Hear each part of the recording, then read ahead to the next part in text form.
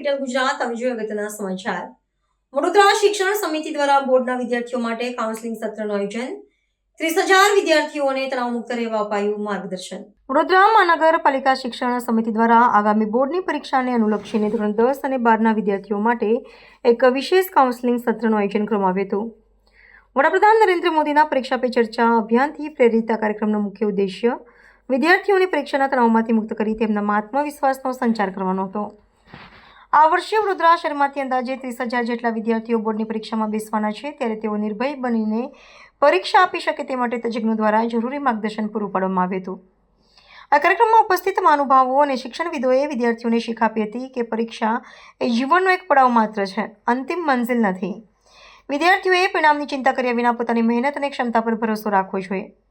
શિક્ષણ સમિતિ દ્વારા આયોજિત આ સત્રમાં માનસિક સ્વાસ્થ્ય જાળવવા, હકારાત્મક અભિગમ કેળવવા અને સમયપત્રક મુજબ તૈયારી કરવા અંગે મહત્વની ટિપ્સ આપવામાં આવી હતી। વિદ્યાર્થીઓ પરીક્ષાને કોઈપણ ડર વિના ઉત્સવ તરીકે ઉજવે તેવા વાતાવરણનું નિર્માણ કરવાનો પ્રયાસ તંત્ર દ્વારા કરવામાં આવ્યો છે।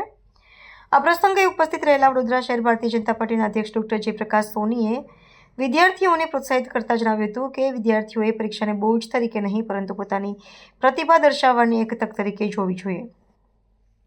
આત્મવિશ્વાસ અને એકાગ્રતા સફળતાની ચાવી છે। આજનો યુવા આવતીકાલના ભારતનું ભવિષ્ય છે, ત્યારે તેઓ તણાવ મુક્ત થઈને શ્રેષ્ઠ પ્રદર્શન કરે તે માટે અમે સખત તેમની પડખે ઊભા છીએ।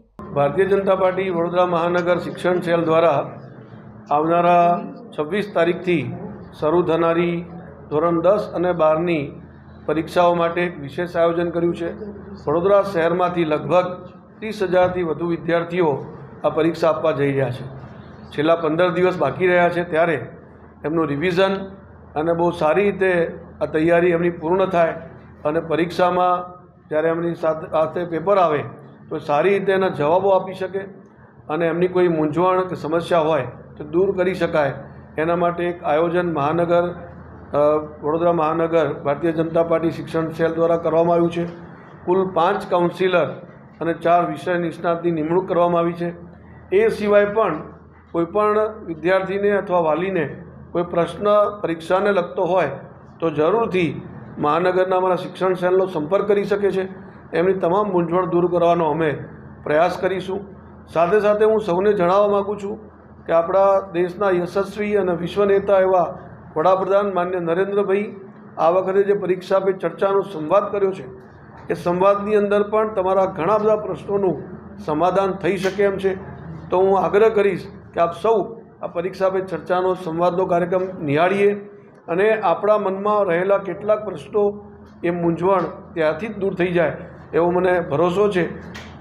એ સિવાય પણ આપને કંઈ પણ જરૂરિયાત ઊભી થાય તો અમારા શિક્ષણ સેલ અને જાહેર કરેલા વિષય નિષ્ણાતો અને કાઉન્સિલરનો સંપર્ક કરી અને આપના પ્રશ્નોનો મૂંઝવણ દૂર કરશો અને આપની આવનારી પરીક્ષાઓમાં ખૂબ સારી રીતે તૈયારી કરીને આપ પરીક્ષા આપો અને ભવ્ય સફળતા મેળવો એવી હું શુભકામના પાઠવું છું। ધન્યવાદ।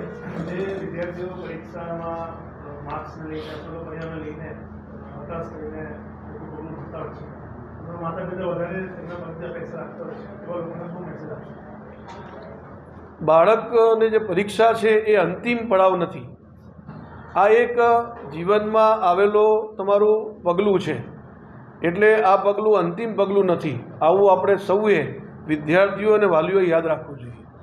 એટલે હવે આખા વર્ષમાં મહેનત જેટલી થઈ હશે એ પ્રમાણે આપણે પરીક્ષા એટેન્ડ કરી શકવાના છીએ। રાતોરાત કોઈ બદલ આવતો નથી, એટલે ભરોસો રાખીએ પોતાના ઉપર અને આ પરીક્ષામાં વધુમાં વધુ મહેનત કરીને સફળતા મેળવવાનો પ્રયત્ન કરીએ અને આમાં ક્યાંક ચૂકી જવાતું હોય તો ભવિષ્યમાં આનાથી વધારે સારી રીતે તૈયારી કરીને આગળ વધીએ।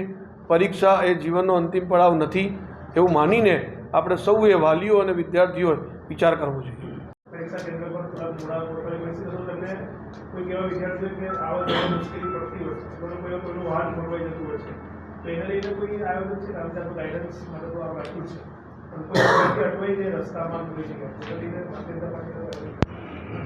આમ તો આ પ્રશ્ન વ્યક્તિગત છે, એટલે મેં બી પોતે પરીક્ષા આપી છે, ઘણી બધી પરીક્ષાઓ આપી છે।